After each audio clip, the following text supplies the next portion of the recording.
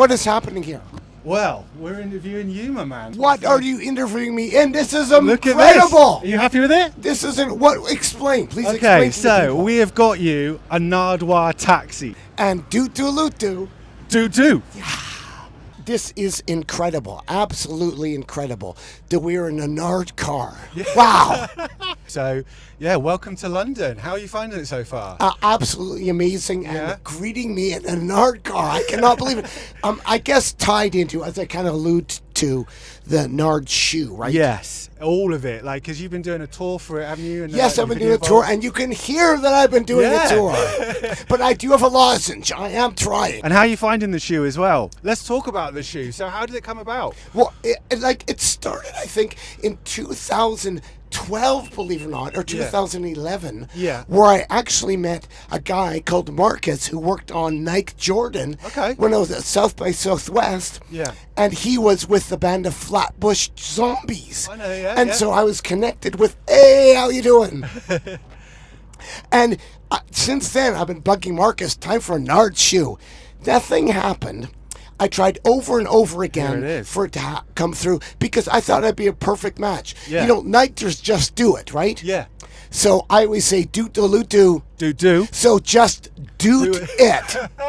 So I put lots of ideas and prototypes to Nike. Yeah. Nothing happened. Out of the blue, they emailed me. Yeah. A guy called Alex and said, would you like to get a Nike SB in 2024? So I guess it took about 12 years Yeah. of bugging Nike. Thank you, Nike. In between, I did do a voiceover for the Cactus Plant Flea Market Yeah. shoe. So I did get sort of in there, but there are so many people involved in Nike. But the journey started with Marcus and ended with Alex. Well, hopefully it isn't ended right And now. it's- How do you think this shoe I is think now? it's incredible, man. It's a perfect homage to you. Do you know what I mean? It's like got everything: the tartan, the doot, the bobble. It's incredible. Like, are you happy with how it's turned out and stuff? It's amazing. And also, I was kind of like, oh, it's kind of a thick tongue. And they were saying, well, that's a skateboard shoe. Yeah, yeah, it's yeah. like a real shoe. It isn't a fashion item. It's something that really people use. Yeah, exactly. And it's one for the books. People are going to remember it. It's a perfect thing. And I think it's absolutely great. And to just like celebrate you as a person. While we're here, I've got a little gift for you. Oh, thank you so much. So- Well, first off, the gift of the cab And the is heated, amazing. yeah, well- Actually, who's driving the This cab is today? Nick. So Nick's our driver. Lovely human. Okay, so to start with, right, we thought because we're doing a little tour of London, it wouldn't be the same without a little London bobblehead. Oh, So- amazing. So we just wanted to give you a little London Oh, bobblehead. and I love bobbleheads because, you know, I always give them out like as gifts, like a Blowfly, the legendary rapper Blowfly. But this is really, really cool. Thank you so much. And My I, you know, absolute pleasure. I collect this sort of stuff. I love it. We nailed it. And thank you so much. With gifts as well, Nardwuar, like, is your you give really, really good gifts. Is your love language gift giving, and what has been your favourite gift to give someone in the reams of interviews you've done? What was like the most, like, I was really proud of that gift? I just give gifts generally to get people to talk. Yeah. It actually came about for me giving gifts. A lot of it was like attending the South by Southwest conference. Sure. I would go there and not be able to bring records back to Canada, so I'd give to people. Ah, okay. So that a lot of times started at South by Southwest, Yeah. where I met Marcus and sort of the Nike journey began. Yeah, sure. One of the interesting gifts that I gave was little Uzi Vert. Yeah. He actually sampled me on his song Futsal Shuffle 2020. Yeah. He sampled me. I was like, oh, this is amazing. So I took an MP3 of that song. Yeah. I gave it to my friend at Clamp Down Pressing, record pressing. Yeah. I'm Norman, and he pressed a 45 record of that song. That's and then I incredible. gave it to Lil Uzi. And there was no existing copy. It was on 45. Yeah. So I said, here's a copy of the record you sampled. So I made an actual vinyl record and gave it to him. That I'm totally proud of. So that and was- then Uzi hugged me. Yes. For you, is it nice to have that relationship, to keep going back to these people and doing interviews again? And I live in Vancouver, British Columbia, Canada, and there aren't a lot of times that people are there every week. Yeah. So I have a file dedicated to people. So yes, I do an interview and I add the person to the file, because sometimes doing an interview is hard the second time because you've asked everything the first time. But those people like Questlove or Tyler the Creator, they always have music that they want to talk about. Yeah. So you think about records that they're influenced by, songs that they sampled, so it's fun to go back to them. But I guess the key is basically keeping a file. If you think you can keep a file, then go for it. Where did you get that? Who's your t-shirt guy? This actually is from Vancouver, BC, from a thrift shop called Burts Angels. Okay. And they got it from a guy that had bought it off the rack in Las Vegas. Yeah. A 1980s Versace couture joint. Oh, hello. And the owner of the shop said, you got to get it. Normally, I don't get Versace or whatever, but it was a used shop, and they said, we got to get this for you. And the owner's son set this aside for me. And that's how it came about. But again, it was somebody saying, hey, Nardwuar, this is a good shirt. I wouldn't have gotten it normally. I always have a lot of people supporting me and helping me out, like for interviews, etc. Yeah. You know, here's a record you can give Tyler the Creator. Here's a cool shirt that you can wear. But I thought, you know, we'd wear this. And I also wore it last night. Last night I did a video vault talking about my interviews, question and answer. And it went good because, as you can hear, my voice, I got a lozenge. I know, if the voice ain't wrecked, you aren't working. We hope that you recognize this. The Ripple Rock explosion. I knew exactly. This is amazing. 10 ships and 9 years later, Ripple Rock couldn't stop a freighter. My band, The Evaporators, has a song called Ripple Rock. And like, you think like, you know, Nardwuar, how do I work? How do I do stuff, etc.? It's like, I'm in a band called The Evaporators. Yep. You know, a lot of punk bands talk about politics. They talk about important issues. We do history rock. It's like we're talking about the blowing up of rock. It was a hazard to navigation in the water near Campbell River, British Columbia, Canada, a rock, and they blew it up on April 5th, 1915. It was a huge explosion, and we wrote a song all about it. So it was a hazard to navigation. Just like a custom tee. I really appreciate it. That's all right. Thank you so much. Our absolute pleasure. This is amazing. And it's so subtle, too. Like, it doesn't say Evaporators. Yeah, exactly. And you're like, only you know. Rock. Yeah, you know. Yeah. This is amazing. Thank you. My pleasure, man. My absolute pleasure.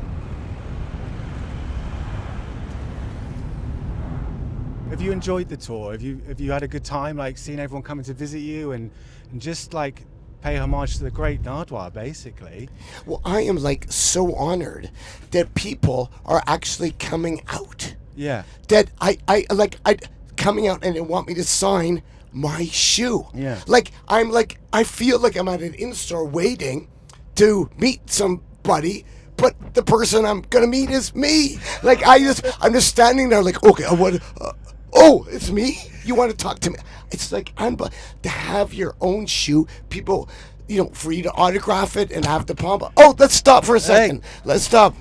Nardwuar, what the hell? And Doot. What are you up to? I'm taking college graduation pictures right now. Go Florida Well, State. let's get a photo of me and you. Let's get a photo of me and you. Oh, hang on. What is Yeah. happening right now? Your cabs are here! Does this prove we're in London? It does indeed. And with that being said, it seems only right to give you a seminal British band. We've got The Jam. I love this album. A lot of people don't think it's their best album, but I love the song In the Streets Today. I do not have it on vinyl. This is absolutely amazing. I actually was lucky enough to do an interview with Paul Weller himself. Paul Weller. Yeah. And what's wild is I love the Vancouver connections. Yeah. And there was a Vancouver connection because my friend William Jans that took a lot of pictures of operators, including on the Ripple Rock LP.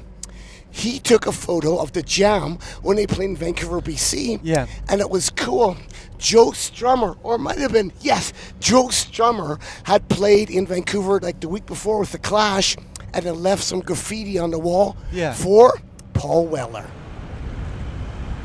we are also going to gift you, my man, your very own Nardwuar Nike SB Route 1 skateboard. Oh, this There you this is incredible, and I'm learning a bit about skateboards. Sure, yeah, and I bet you have been in skate stores. Like the design is amazing, but a lot of times the design is on the back, isn't it? You got it. It isn't necessarily on the front because that's where the tape goes. Yeah. But I thought the design would go on the front, so I've learned this, and this is sealed.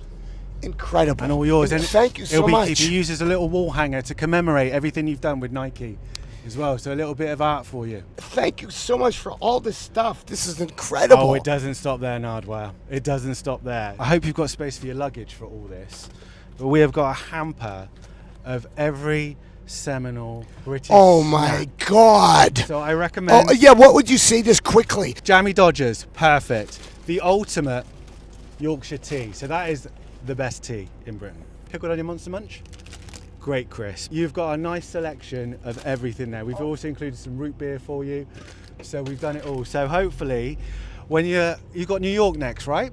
Well, I will have room in the luggage because all this will be wolfed down tonight. With everyone that you've interviewed, how do you pick them? Is it like word of mouth? So like, Tyler's a big fan of yourself, so then he'd be like, you speak to ASAP and he's like, you've got to go speak to Nardwuar. Or do you pick them? Do you have any influence? Like, how do you do that? How do you know who you're going to do Well, next? first off, it's like whoever comes to Vancouver, BC, Canada, because I'm based there. Yeah. In past, you would have to like send out a tape to tell people what you're like. Yeah. In other words, there was no YouTube, but now people can be exposed to interviews you've done before and know what you're like. Like, for instance, I was lucky enough to get an interview with Timothée Chalamet because he loved my interview with rapper Little B. He saw that interview on YouTube. Yeah. That wouldn't have happened before. But so I hook up with the artist, for instance, Billie Eilish, she saw my interview with Brockhampton. So Okay. she said, hey, sure, I'll do an interview with you. However, the problem is convincing the management. The artist is down to it, is to convince the management to actually do the interview. Like, if a guy looks like this, it's hard enough for me to explain myself, but now to get Billie Eilish to explain, but the interview worked. So thank you. So that's how I kind of choose. Does YouTube massively help that then, obviously? Oh, totally. Yeah. Because before, remember, mailing out VHS tapes, mailing out cassette tapes. My first record I put out, Oh God, My Mom's in Channel 10, had actual interviews, but I had to press it to vinyl. Yeah. I had to press the interview to vinyl. That's how hard it was. And then to get the word out there. Yeah, so and then mail it to college radio stations. That's what I was gonna say. Right, for fanzines. But now it's all through the internet. It's so easy. A lot of times kids will go to me, only 5 people saw my interview. Only 5 people liked it. Yeah. Well, when I played my Nirvana interview on CITR radio, audio only, nobody called in. Nobody cared. So when some kid goes, only 5 people like my video, I'm like, that's 5 people more than like my Nirvana interview in 1994. Since then, it has expanded, but still, don't get depressed. Do it yourself. Yeah. The internet never forgets. What keeps you motivated after all these decades of interviewing? Well, I guess the quest to find out knowledge, to get information out there. I haven't got all the knowledge that I want to. The minute I do is the minute I quit. So I guess that motivates me. There's still so much to learn. Yeah, exactly. And so many artists out Like, there. for instance, you gave me this amazing gift of British. I have not done a deep dive into British candy. Like, that motivates me. Yeah. It's like, there's something to do. What advice would you give new interviewers or someone trying to find their voice in interviewing? Well, I would say if Nardwuar the Human Serviette can do it, anybody can do it. I'm there to inspire people. I got involved through campus community radio, and they give you a chance to do a show, to get out there and do that. Now you can do it in your basement with the podcasting, but I still encourage people to get involved in campus community radio because you do it because you love it. Yeah. There are people involved in campus community radio, university radio at CITR in Vancouver, Canada, just because they love it. Like, they will do it forever because they love the music. Yeah. So I would say get involved with the campus community radio, and they will give you the opportunity. One quick example is when I interviewed Mikhail Gorbachev, just quickly, I went to press conference. Hold up. Yes. Mikhail Gorbachev. Mikhail Gorbachev. You brought that one. Yes. They had a press pass at CITR radio because they just gave it out. They gave you the opportunity to learn. Yeah. And other mainstream media, they wouldn't have given it like a rookie reporter, but they said, want to go to a Gorbachev press conference? And I did. And I asked him of all the leaders he's encountered, who has the biggest pants. And I said, Держи rockin, Slobodny Svet in Russian, which translates as keep on rockin'. The free world. In the free world. They cut me off, but he smiled still. And you can check it out on YouTube. So, yeah, that's a great thing. Like, YouTube kind of, like, in a way, helped propel people on my knowledge. Like, if you don't believe me, well, it's right there. Yeah. What's the one most proudest interview you've ever had? Are they all on the level, or is there one that you're like, that's the one for me? It's pretty hard to nail one down, but one I couldn't believe that happened was that I waited 2 days for Kurt Cobain and Nirvana, and that interview actually happened. It was January 3rd, 1994, and January 4th, 1994. So for historical purposes, that was incredible. Also, with James Brown, rest in peace. Yeah. He actually sang a song. He did a live song. He did Try Me. And what was wild is I was holding the mic as he was singing. Incredible. You're just like that. So he was singing into the mic and he was looking into my eyes and playing the piano. I could not. That sticks out. Just like James Brown looking at you that close while he's singing a song he was singing an organ with a whole bunch of backup singers. So that really sticks out. Nirvana sticks out. And there's other interviews that totally stick out as well. But those are the ones that, from historical purposes, they really stick out. And also, rest in peace, Juice WRLD and Mac Miller. It's so sad that they passed away as well. So those stand out. You know, there isn't chance to capture people. I think of all the people that are still out there that are getting older, but those people passed away tragically younger. So those are the ones that really stick out because they strike such a heart to you. Are you ready to meet your people? Hell yeah, I'm so honored and thank you for the gifts. Let's go now. Let's do it.